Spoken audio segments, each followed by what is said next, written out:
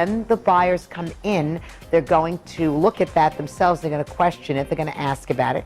And even if they do or they don't, if they decide to buy the home, they're going to have their own inspection. Home safety is very important for yourself and your family.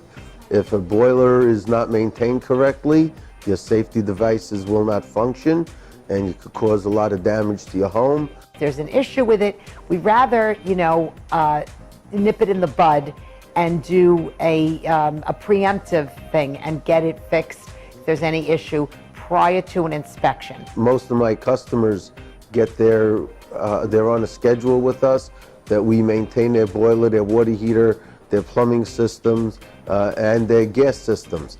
And they really have less urgent situations because they are maintained.